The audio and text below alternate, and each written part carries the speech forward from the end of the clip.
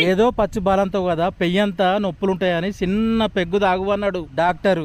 నీ కర్మ పిల్లం ఉండబోయ్యా, నువ్వేమో పీపల్ తాగబడుతుంది. ఏ ఆగరాదవ్వా, నీదో ఈ రంగం మీ అమ్మదో ఆ రంగం. ఏ ఆగు, ముత్తంత తాగుతానే పెయ్యంత ఉల్లాసంగా ఉన్నది. ఇక మొత్తం తాగుతే ఎట్లుంటదా అని తాగుతాన్నా.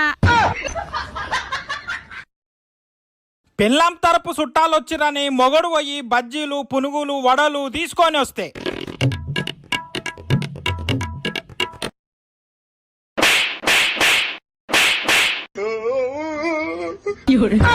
నమ్మించి ముంచినారే దొంగ దెబ్బ తీసినారే పాటులో నగన్నా కుప్పగూలిపోయినాడే.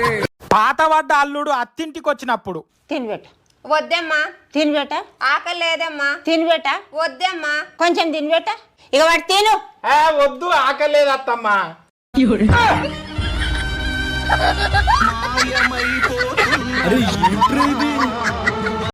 అక్క, మా ఆయన ఎవరితోనో తిరుగుతున్నాడేమని అనుమానంగా ఉందే. నువ్వేం టెన్షన్ పెట్టుకోకు చెల్లి. ఈ మగాళ్ళు ఆర్టీసీ బస్సులు అంటోళ్ళు. పగలంతా రోడ్డు మీద ఎంత తిరిగినా రాత్రికి రావాల్సింది డిపోకే. అక్కడ కోడలు కూర్చొని అత్తతో పని చేపిస్తున్నది. నాకైతే ఇది అర్థమైతలేదు. అత్త కూర్చొని కోడలు పని చేయాలి గాని ఒకసారి కనుక్కొని తెలుసుకుందాం. చెప్పమ్మా, నీ కోడలు కూర్చున్నది, నువ్వు పని చేస్తున్నావు, అట్లెందుకు? ఒకప్పుడు అత్తలకు భయపడి కోడళ్ళు పని చేస్తుండ్రు. ఇప్పుడేమో కోడళ్ళకు భయపడి అత్తలు పని చేయబడుతున్నారు. అవ్వమ్మా, మీరు కోడళ్ళందరూ ఇట్లా కూర్చొని అత్తలతో పని చేపించుడు తప్పు కాదా? మీ కోడళ్ళకి ఇది న్యాయమేనా అని అడుగుతున్నా నేను. ఈమె కొడుకు నాకు ఇచ్చి పెళ్లి చేసింది. నా మొగడేమో బాగా తాగి బయట రోడ్ల మీద తిరుగుతాడు, ఎప్పుడు ఇంట్లున్నాడు. ఒకవేళ అతను ఇంట్లుంటే అన్ని పనులు అతనితో చేపిస్తుంటే కదా, అతను ఉంటలేడు ఇంట్లో, అందుకే మేము అతనితో చేపిస్తున్నాం అన్ని పనులు.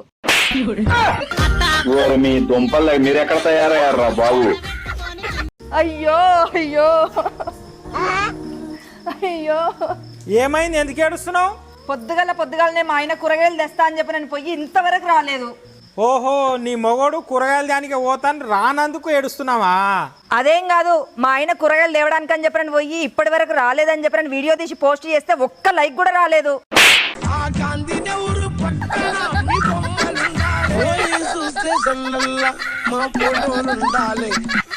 నేను క్వశ్చన్ అడిగితే ఆన్సర్ చెప్పేస్తావా? నువ్వు అడిగితే చెప్పనా? అడుగు మావయ్య. బాతు గుడ్డు పెడుతుంది, ఆవు గుడ్డు పెట్టదు ఎందుకు? బాతు పొట్టిగా ఉంటుంది, గుడ్డు పెట్టినా పగలదు. ఆవు పొడుగ్గా ఉంటుంది కదా, గుడ్డు పెట్టేటప్పుడు పగిలిపోతుంది. వీడికి అలా ట్రై పోతా. అమ్మా, ఆకలేస్తుందమ్మా, ఓ 10 రూపాయలు ఉంటే దానం చేయండి అమ్మా. చిల్లర లేదు బాబు.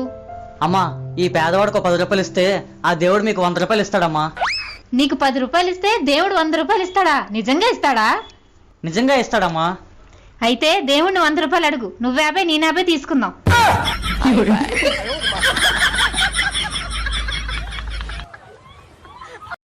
ఏంటి, నేను కవిత రాశాను వినండి. సాయంత్రం వింటానే, ఆఫీస్కి వెళ్తున్నాను కదా, తలనొప్పితో పని చేసుకోలేనే. ఆపండి మీ సరసం, చెప్తాను వినండి. ఉదయం నుండి ఎడంకను కొట్టుకుంటుంటే ఏదో గండం ఉంది అనుకున్నాను. గండం ఇదేనన్నమాట. చెప్పు. రాత్రి పడుకునేది దేనికి? పగలు లేవటానికి. బాగుంది కదా, పూర్తిగా వినండి. రాత్రి పడుకునేది దేనికి? పగలు లేవటానికి. పగలు లేచేది దేనికి? పనులు చేసుకోవడానికి. పనులు చేసుకునేది దేనికి? తినటానికి. తినేది దేనికి? మళ్ళీ రాత్రి పడుకోవటానికి. నేను నీ కవిత వింటుంది దేనికి? నాకు పోయే కాలం రావటానికి. ఈ లైన్ ఇంకా బాగుందండి, రాసుకుంటాను.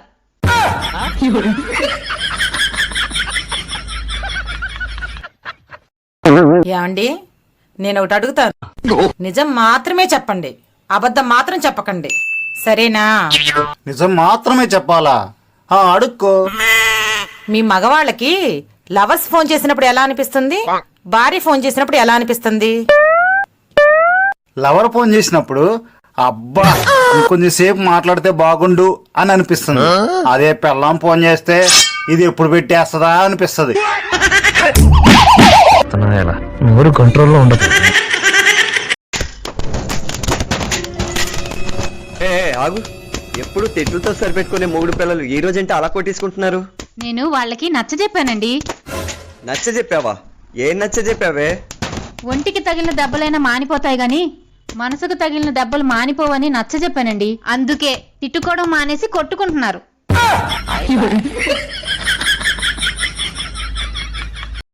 ఏంటి మా చెల్లికి ముద్దు పెట్టారంట, సిగ్గు లేదా?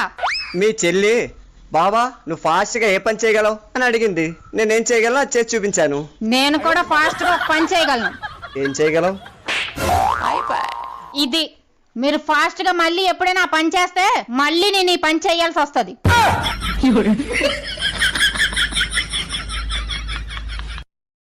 అన్నా బీర్ తెచ్చుకొని తాగుతున్నట్టున్నావు, మస్తు ఎంజాయ్ చేస్తున్నావు. ఊకో, తేనెలా నీళ్ళు కలుపుకొని తాగుతున్నా, తేనె నీళ్ళు తాగుతున్నా. అవునవును, తేనె చాలా మంచిది.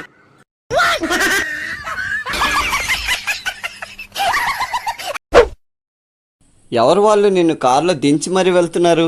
వాళ్ళు బాబా గారి శిష్యులండి. మన ఊరి చివరిన బాబా గారు వచ్చారు. నేను జాతకం చూపించుకోవడానికి వెళ్తే నీ జాతకంలో బోల్డ్ డబ్బు ఉందని చెప్పారు బాబా గారు. నా అకౌంట్ నంబర్ ఇచ్చి ట్రాన్స్ఫర్ చేసేమన్నాను. బాబా గారు ఏమనుకున్నారో నాకు తెలియదు కానీ 2 శిష్యుల్ని పిలిచి ఈవిని జాగ్రత్తగా ఇంటికి తెగబెట్టండి అని చెప్పారు.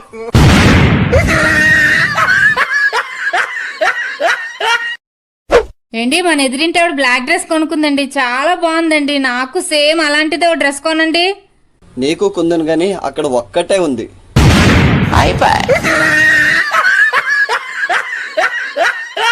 జీవితంలో ఈ 3 విషయాలు మాత్రం చేయకండి. 1 లవ్ మ్యారేజ్ చేసుకోకండి. 2 అరేంజ్డ్ మ్యారేజ్ చేసుకోకండి. 3 మ్యారేజ్ చేసుకోకండి. పెళ్ళంతో పడలేము.